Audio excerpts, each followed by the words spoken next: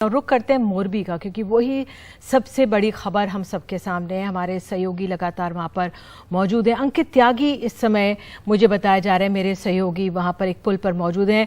अंकित, आप वहां पर इस समय बिल्कुल उस घटना स्थल पर मौजूद हैं, क्या स्थिति वहां पर, आज क्या अपडेट? मैं सबसे पहले अपडेट देने से पहले आपको बताना चाहता हूं कि इस वक्त मैं जहां पर हूं वो जो ये टूटा पुल था, जो पुल टूटा था, झूला पुल, उसका एक सिरा है, यानी कि जिस सिरे से वो पुल टूटा था वो उस तरफ अगर मैं आपको दिखाऊंगा तो वो है जो दरबारगढ़ का सिरा। ये दूसरा स्वामी नारायण मंदिर वाला सिरा है। यहां पर एक विशेष बात इस वक्त जो हम अपने दर्शकों को दिखाना चाहेंगे, आज जो हम एनडीटीवी ने जो रिमांड कॉपी और ऑर्डर जो हमारे हाथ लगा उसमें, और पहले दिन से बार बार कह रहे थे कि ये जो पुल था इसमें जो तार टूटे वो इस वजह से टूटे क्योंकि इसमें जंग लगा था। वो जो पुल की मरम्मत के समय में उनको मरम्मत नहीं किया गया। मैं आपको बिल्कुल प्रत्यक्ष दिखाता हूं, ये पुल का वो मलबा है जो यहां पर रखा गया है। और ये जो आप तार देख रहे हैं, इस अगर तार की आप हालत देखेंगे तो ये पूरा जंग लगा हुआ आपको तार दिखाई पड़ेगा। इसमें ये पूरा पुराना तार आपको दिखाई पड़ेगा। इसमें जो एक एक पुर्जा लगा हुआ है यहां पर, उन सब पे जंग लगी हुई है। और यही वो तार है जो टूटा, और यही वो तार है जिसके ऊपर ये दो तारों पे, ऐसे ही एक और तार पे और इस तार के ऊपर ये पूरा पुल झूल रहा था। तो अब मैं आपको दिखाना चाहता हूं कि किस तरीके से इस पुल का पूरे जो मलबा यहां पर रखा गया है उससे हमें क्या क्या जानकारी मिल रही है। एक तो ये तार जो पूरी तरीके से इसमें जंग लगी हुई है, ये इतना वजन था इस तार के ऊपर क्योंकि इसका लोड कैपेसिटी नहीं किया गया था कि ये देखिए इस तरीके से तार के सारे जो रेशे हैं वो अलग अलग हो गए और ये पुल टूटा है। इसके साथ साथ जो सस्पेंडर्स थे, यानी कि जिससे इसको रोका गया था, वो भी पूरे जंग लगे हुए हैं। अगर आप इस पे हाथ लगाएंगे तो आपको पता चलेगा कि किस तरीके से यहां पे पूरा जंग लगा गया है। काम उन्होंने क्या किया था, काम जो बदला गया था, जिस कंपनी को एक काम दिया था, उन्होंने ये एल्यूमिनियम शीट में आपको दिखाता हूं। ये पहले जो पुल का नीचे जो रास्ता होता जिस पे लोग चलते थे वो होता था लकड़ी का। उसके बाद इन्होंने बदल के ये एल्यूमिनियम शीट लगाई थी। इस एल्यूमिनियम शीट पे इस तरह के जो सस्पेंडर्स होते हैं, ये सस्पेंडर यहां पर छेद करके, और उसके बाद जो मेन तार था, यानी कि जो मेरे पीछे बड़ा तार है, इस तार से उसको जोड़ा गया था। इसके नीचे लकड़ी के जो सपोर्ट के लिए वो भी हटा के ये बीम लगाए गए थे। उसके बाद इसका वेट टेस्टिंग नहीं करी गई थी। ये जो आप जाली हरी वाली देख रहे हैं, ये जाली लगाई गई थी 20 फीट की ऊंचाई तक, जिससे कि लोग यहां से गिरे ना या साइड से कूदने की कोशिश ना करें। लेकिन कुल मिलाकर अगर आप देखेंगे तो ये जो मलबा है, जो अवशेष अब पुल के बचे हुए हैं, जिसने 135 जिंदगियां अपने साथ दे गया, और साथ ही साथ अभी भी कुछ लोग ऐसे हैं जो यहां पर मिसिंग हैं, वो आपको बताता है कि किस तरीके से जो बातें अब कही जा रही हैं, लापरवाही कितनी बड़ी थी। ये पूरा जंग लगा हुआ पुल, जिसको इन्होंने जब दोबारा से सिर्फ इसका ऊपरी तौर पर चीजों को ठीक किया गया, जो मेन इसकी जो वायर थे उन्हें बदला नहीं गया। और इसकी हालात क्या हुई अभी, क्योंकि थोड़ी रोशनी है तो मैं पवन को बोलूंगा वो थोड़ा आपको पलट के दिखाएं। आपको यहां पर ये हिस्सा दिखाई पड़ रहा होगा जिससे लोग जाते थे। दो तार आपको वहां दिखाई पड़ रहे होंगे। एक तार पूरा नीचे तक आता आपको दिखाई पड़ रहा होगा, दूसरा तार आपको थोड़ा ऊपर तक जाके वो सामने दिखाई नहीं पड़ेगा, क्योंकि यही वो तार है जो टूटा था, जिसके अवशेष अभी हमने आपको दिखाए थे। यहां से आपको ये भी दिखाई पड़ेगा कि किस तरीके से इस पुल के बचे हुए ये हालत में है। और यहां पर कुछ लोगों को ढूंढने के लिए रेस्क्यू ऑपरेशन नदी में अभी भी चलाए जा रहे हैं। बिल्कुल अंकित, जो हिस्सा है वो हिस्सा है जहां से तार टूटा। जी, मैं आपसे पूछना चाहूंगी, क्योंकि कल जो पहली बार बात सामने आई कि 27 लाख रुपए खर्चे, तो वो भी फ्लोरिंग को बदलने में खर्चे थे। वायर्स जो केबल्स हैं आप दिखा रहे हैं उनको नहीं बदला गया था, जिस पर एक पुल टिका होता है, वो जिस तरह से आप दिखा रहे हैं जंग लगा हुआ है। तो वहां पर क्या कुछ ऐसा लगा कि कुछ कोशिश की गई? और इससे यह भी साफ होता है कितना अनुभवहीन बदलाव किया गया, क्योंकि अगर कोई जानकार करते तो केबल्स को भले ही बदलते और फ्लोरिंग पर कुछ और करते, तो ये कहा गया कि फ्लोरिंग के बाहर इतना बढ़ गया था कि केबल्स उसको सस्टेन नहीं कर पाई। तो आपकी पड़ताल क्या कह रही है वहां पर, क्या आपका आंकलन है?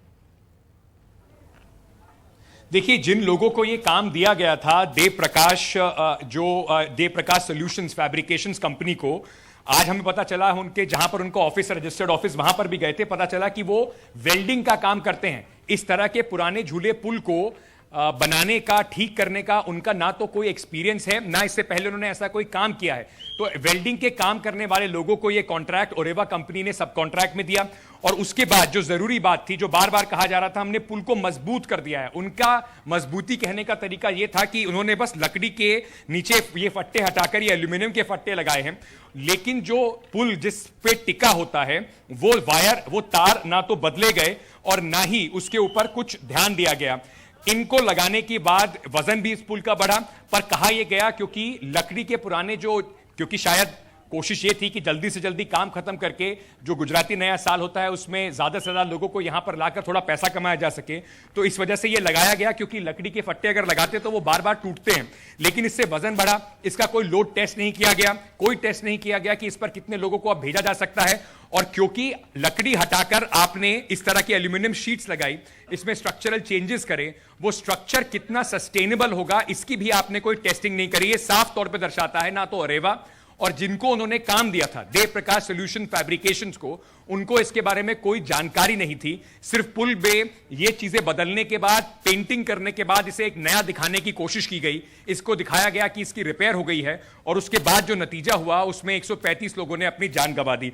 अगर इसको आप अभी यहां पे खड़े होकर देखें तो सिर्फ आपको यही समझ में आता है कि ये जो इन्होंने लगाए थे ये तो अभी भी ठीक ठाक है, एल्यूमिनियम की जो शीट्स लगाई थी, लेकिन कुल मिलाकर अगर मैं आपको बताऊं तो सबसे ज्यादा जरूरी जो एविडेंस है जिसको एफएसएल गुजरात काट के भी अपने साथ लेके गई है, वो इस पुल के इस लोहे के वायर का हिस्सा है, जिसको लेकर अब पूरी जांच पड़ताल का वो केंद्र बना हुआ है। और इन्हीं बातों को जो पुलिस ने अपनी रिमांड रिपोर्ट है, जो रिमांड रिपोर्ट उन्होंने जज के सामने रखी है, उसमें बताया है, और वो हिस्सा इस ऑर्डर का भी है जो आज एनडीटीवी ने दर्शकों के सामने रखा है।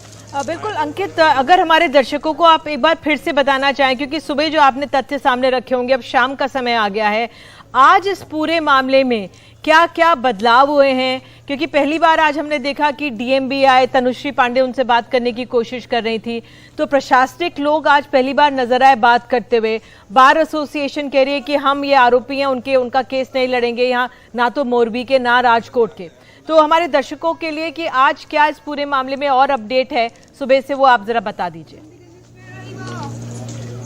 जी, मैं सबसे पहले बताना चाहता हूं कि आज सुबह से ही ये थोड़ा असमंजस था। एनडीटीवी ने कोशिश की समझने की कितने लोग अभी भी इस पूरे मामले के बाद लापता हैं, गायब हैं, क्योंकि हम कई ऐसे लोगों से मिले जिनके परिजन के बारे में उन्हें अभी भी पता नहीं है, ना सरकार उन्हें कुछ बता रही है। बताया ये जा रहा है कि यहां पर लगातार ऑपरेशन चल रहे हैं, और मैं ये बात बता सकता हूं, तस्दीक भी कर सकता हूं। यहां पर अगर पवन दिखाएंगे तो जहां पे हम खड़े हैं उसके नीचे मच्छू नदी है, जहां पर अभी भी आर्मी की और साथ में नेवी के और साथ में एनडीआरएफ की टीम्स ऑपरेशन चला रही हैं, तो वो ढूंढने की कोशिश लगातार जारी है। जिस वक्त ये हादसा हुआ था उस वक्त पानी का जो स्तर था वो करीब बताया जा रहा है 30 से 40 फीट का था, जो अब कुल 10 से 15 फीट का रह गया है। पानी को लगातार निकाला जा रहा है, और ऐसा कहा जा रहा है कि अगर कहीं पर कोई बॉडी होगी तो उसको निकाला जा सके, शव को निकाला जा सके। उसके बाद जो आज बड़ी एक हम लोगों ने पड़ताल की, जो हमने समझने की कोशिश की, रिमांड कॉपी जो हमारे हाथ में लगी, उसमें 5-6 प्रमुख चीजें हैं, जिसमें पुलिस ये कह रही है कि जो ओरेवा कंपनी है, उन्होंने जिसको एक कॉन्ट्रैक्ट दिया, यानी कि देव प्रकाश सॉल्यूशंस को, उनका पास इस चीज को, पूरे पुल को बनाने का, इसको रिपेयर करने का कोई एक्सपीरियंस नहीं था। साथ ही साथ उन्होंने ये भी बताया कि दिसंबर में इसे खोला जाना था, लेकिन इसे अक्टूबर में खोल दिया गया, जल्दबाजी में, बिना म्युनिसिपल कॉर्पोरेशन को बताए हुए। उन्होंने ये भी इस बार में कहा कि जो लोग हैं, अक्यूज्ड हैं, जो 9 लोग पकड़े गए हैं, उसमें से अक्यूज नंबर 1 से लेकर 4 तक, जिसमें 2 लोग देव प्रकाश सॉल्यूशंस के मालिक भी हैं, जिन्हें 31 तारीख को पकड़ा गया था, वो ये नहीं बता रहे हैं कि किसके आदेश पर उन्होंने ये काम शुरू किया था।